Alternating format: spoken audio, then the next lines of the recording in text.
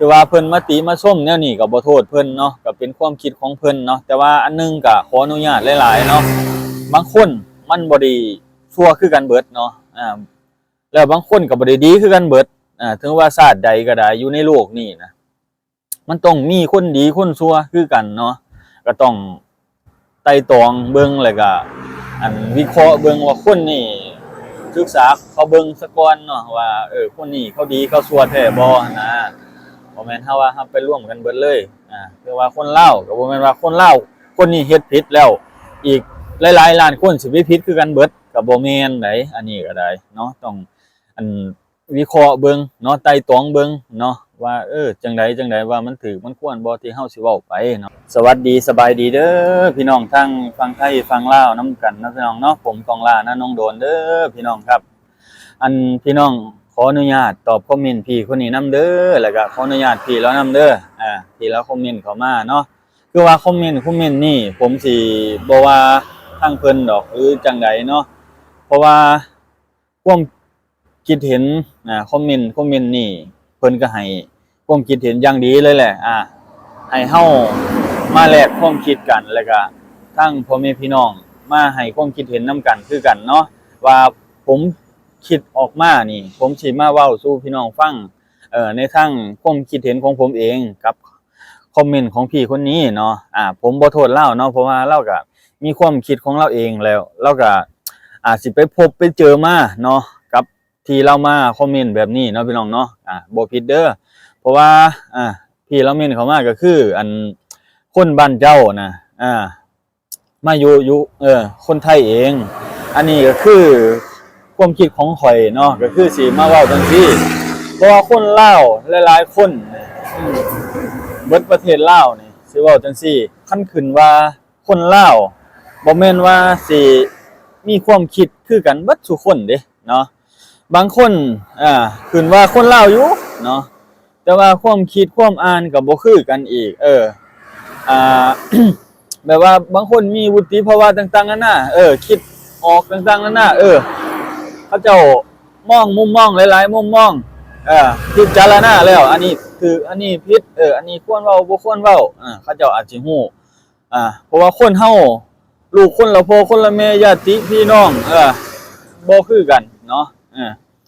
แล้วบางคนก็บ่ได้มักความที่แบบสิมาแตกแยกผิดเถียงกันแบบว่าสิหาสิ่งดีสิ่งเด่นทั้งนั้นทั้งนี้บางคนก็บ่ได้มักจังซั่นก็คือข่อยก็บ่ได้มักแบบว่าสิมาผิดมาเถียงกันสิมายุให้สองประเทศผิดเถียงกันทะเลาะวิวาทกันในเขตต่างๆนั่นน่ะบางคนมาเฮ็ดเวียกเฮ็ดงานก็สิถูกมุมมองของคนไทยในทางที่แบบบ่มักคนโลกคนลาวบ่แม่นจังซั่นใดคำว่าพี่ที่เราคอมเมนต์เข้ามานี่ผมว่าเราต้องไปเจอมาเนาะถ้าจังมาเว้าได้ผมว่าเรื่องที่พี่เราเว้ามาก็คือมันต้องมีแท้ๆเนาะก็คือมันสิมีคนดีคนบ่ดีมันปะปนกันไปแหละบ่โทษไผเนาะพี่น้องเนาะแต่ว่าก่อนสิมาสิเฮ็ดให้คนผิดเถียงกันนี่มันก็สิมีหลายๆกลุ่มคือว่านั่นแหละเนาะบางคนก็เขาบ่มักกันแต่ว่าบางคนที่เขาเจ้าแยกแยะได้เนาะเขาเจ้าก็เขาเจ้าก็บ่ได้ว่าคนนี้สำหรับเนาะพี่เราไปเห็นทางอื่นมาแต่เรามาลงคอมเมนต์ให้ช่องนี้ความคิดเห็นบางทีเราก็อยากร่องใจนะคอยบ่ได้โทษเด้นี่บ่ได้โทษผู้ใดทั้งนั้นเนาะก็คือมาแลกความคิดเห็นกันก็ขอบคุณพี่แล้วหลายๆที่เขามาให้คอมเมนต์แบบนี้เนาะแต่ว่าข่อยก็บ่ว่าดอกว่าจังซั่นจังซี่เนาะก็คือพี่เรามาให้ความคิดเห็นกันนี่โคตรดีเลยแหละให้คนคิดเห็นมาเว้าสู่กันฟังเพราะว่าคนเฮานี่มันคิดบ่คือกันอยู่แล้วบางคนก็สิคิดอยากผิดเถียงกันแต่ว่าบ่ได้มีจังใดพี่น้องครับบ่ได้มีวุฒิภาวะบ่ได้มีการแยกแยะว่าผู้นั้นผู้นี้จังซั่นจังซี่นะแบบว่าคนนี้น่ะเฮ็ดผิดมาเว้าจังซั่นจังซี่ให้คนผิดเถียงกันนะ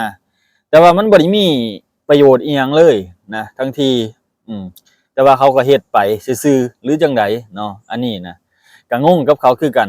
แต่ขอบคุณคอมเมนต์พี่แล้วที่คอมเมนต์เข้ามาหลายๆเนาะเพราะว่าเฮานี่ เป็นคนหนึ่งที่มาเฮ็ดเวียกเฮ็ดงานในฝั่งไทยที่อาศัยแผ่นดินไทยทำมาหากินมารับจ้างเพิ่นเนาะว่าแล้วก็ได้แล้วก็ได้โอกาสนั่นเนาะก็โคตรดีเลยแหละเนาะโคตรดีเลยแหละเฮ็ดให้คนลาวหลายๆคนที่มาเฮ็ดเวียกเฮ็ดงานในประเทศไทยนี่มีอยู่มีกินเนาะก็คือประเทศไทยเนาะคือว่าเพิ่นมาติมาชมแนวนี้ก็บ่โทษเพิ่นเนาะก็เป็นความคิดของเพิ่นเนาะแต่ว่าอันนึงก็ขออนุญาตหลายๆเนาะบางคนมันบ่ได้ชั่วคือกันเบิดเนาะแล้วบางคนก็บ่ได้ดีคือกันเบิดถึงว่าชาติใดก็ได้อยู่ในโลกนี้นะมันต้องมีคนดีคนชั่วคือกันเนาะก็ต้องไต่ตองเบิ่งแล้วก็วิเคราะห์เบิ่งว่าคนนี่ศึกษาเขาเบิ่งซะก่อนเนาะว่าคนนี้เขาดีเขาชั่วแท้บ่นะบ่แม่นเฮาว่าเฮาไปร่วมกันเบิดเลยคือว่าคนลาวก็บ่แม่นว่าคนลาวคนนี้เฮ็ดผิดแล้วอีกหลายๆล้านคนสิไปผิดคือกันเบิดก็บ่แม่นไดอันนี้ก็ได้เนาะต้องวิเคราะห์เบิ่งเนาะไต่ตองเบิ่งเนาะว่าจังใดว่ามันถูกมันควรบ่ที่เฮาสิเว้าไปเนาะก็จังว่ากันเนาะอันนี้ก็ได้บ่โทษไผดอกเนาะเพราะว่าคนลาวบางคนก็บ่มักคือว่าคนไทยบางคนก็บ่มักคือว่าเนาะต่างคนต่างบ่มักกันแต่ว่าอีกหลายๆคนเขาจะมีความสัมพันธ์กันเนาะมีการไปมาหาสู่ทางญาติพี่น้องต่างๆนานาตั้งแต่พ่อแต่แม่ตั้งแต่ปู่แต่ย่าแต่ปู่แต่ปุ้ยผู้ที่เพิ่นไปมาหาสู่กันเพิ่นก็ฮักแพงกันและอีกหลายๆคนเนาะที่บ่มักบ่หยังกันก็บ่ว่าเพิ่นอันนี้ก็ได้เนาะแล้วแต่ความคิดผู้ใดเนาะบางคนเพิ่นก็มีความคิดแตกต่างกันไปก็บ่ได้ว่ากันเนาะแต่ว่าเฮาก็ต้องให้ความเคารพสิทธิแต่ละคนคือกันเนาะก่อนสิเว้าสิว่าให้คนบุคคลนั้นก็ต้องเบิ่งว่าเขานี่ชั่วแท้บ่จึงมาเว้าให้เขาหรือจังใดเนาะหรือว่ามารวบรวมกันเลยเนาะอันนี้บ่แม่นเด้อบ่แม่นว่าคนลาวหรือคนไทยหรือหลายๆคนทั่วโลกนี่ถ้าว่าบุคคลในประเทศนั้นเฮ็ดผิดแล้วบ่แม่นว่าสิ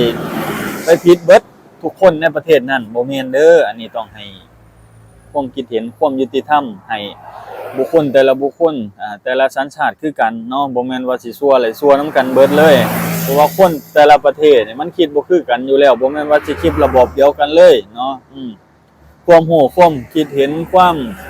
เขาเจ้ามีวุฒิภาวะมันก็แตกต่างกันอยู่แล้วเนาะเพราะว่าบ่แม่นว่าแต่คนไทยบ่แม่นว่าแต่คนลาวเบิดทั่วโลกนี่เนาะมันต้องมีความคิดแตกต่างกันอยู่แล้วเนาะบ่โทษไผคือว่าน้องพี่น้องเนาะ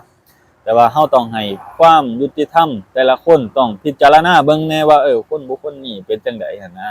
แค่อยากให้ความคิดเห็นกันจังซี่เนาะอันนี้คือความคิดเห็นของผมเนาะบ่โทษพี่เล่าเนาะที่ว่าเรามาคอมเมนต์แบบนี้ก็คือเรามาให้ความคิดเห็นอย่างดีแฮงเนาะก็คือเรามาให้แบบว่าให้เฮาคิดให้เฮาอธิบายให้หลายๆคนได้ฟังนํกันมุมมองของตัวเองเนาะที่เราอาจสิเจอมากับบุคคลแบบนี้ที่เราเว้ามามันอาจสิมีคนที่มายั่วยุให้ผิดให้เถียงกันมันก็สิมีเพจบางเพจที่แนะนำให้คนบ่มักชาตินี้บ่มักคนนี้มันมีแท้ๆเนาะเพราะว่าโลกออนไลน์มันเร็วบางคนเลื่อนผ่านไปอินกับความคิดเห็นกับบทที่เขาสนทนาในคอมเมนต์ต่างๆนานาแล้วก็เก็บมาเว้าสู่กันฟังแล้วก็เหมือนแบบต่างคนก็ต่างคิดเห็นทางลบแล้วบัดนี้นะแล้วมาเว้าต่อกันแล้วมุมมองคนทั่วโลกนี่ที่ดำรงชีวิตไปแต่ละมื้อนี่มันบ่แม่นว่ามีประเทศเดียวเนาะแล้วก็บ่ได้มีว่าสัญชาติเดียวที่แบบคิดแบบนี้เนาะทางลบนี่ถ้าว่าคนบุคคลนี่ที่คิดคือกันมาพ้อกันเนาะต่างคนต่างคิดลบเนี่ยคิดสมมติว่าใน2ประเทศเนี่ยที่2บุคคลนี่ที่ว่าสร้างกันนะที่ว่าสร้างกันถ้าว่ามาพบมาพ้อกันมันก็สิผิดเถียงกันไปแพร่ขยายไปเรื่อยๆนอกจากเฮานี่ต้องไต่ตองเบิ่งเนาะไต่ตองพิจารณาวิเคราะห์เบิ่งว่านอกจากคน2คนนี่ที่ผิดเถียงกันมีความคิดที่ขัดแย้งกันที่บ่ถือกันยั่วยุให้คนอื่นเนี่ยผิดเถียงกันแล้วคนอื่นหลายล้านคนนี่เขาเอานำบ่เนาะเขามีความคิดแบบนี้บ่ อันนี้แหละเฮาอยากให้ไต่ตองเบิ่งนํกันเนาะบ่แม่นว่าเฮาสิไปหลงคำเว้าเขาแล้วไปอันเชื่อคำยั่วยุของเขาเนาะเพราะว่าคนที่เขาบ่อยากให้เกิดเรื่องเล่าวแบบนี้มันหลายแฮงเนาะบ่มีไผอยากให้ประเทศตัวเองวุ่นวอกวุ่นวายมาทะเลาะวิวาทกันมารับตาสั่งกันดอกเนาะเว้าแล้วก็ได้บ่อยากให้มีแบบมุมมองแบบนี้อยู่แล้วเนาะพี่น้องเนาะบ่แม่นแต่คนไทยคนลาวอย่าเว้าจังซี่ซะทุกทั่วโลกนี่อยากจับมือกันเบิดนั่นแหละแต่ว่ามันก็สิขัดแย้งกันในทางใดทางหนึ่งเนาะพี่น้องผมว่าจังซั่นเด้ที่ความคิดของตัวเองทุกคนนี่อยากใช้ชีวิตอย่างสุขสบายอยากอยู่น้ำขอบน้ำครัวอยากแบบว่าตื่นมาเห็นหน้าครอบครัวได้อยู่ได้กินแต่งอยู่แต่งกินนำกันให้พ่อแม่ยิ้มแย้มนำกันโอเคครับพี่น้องครับ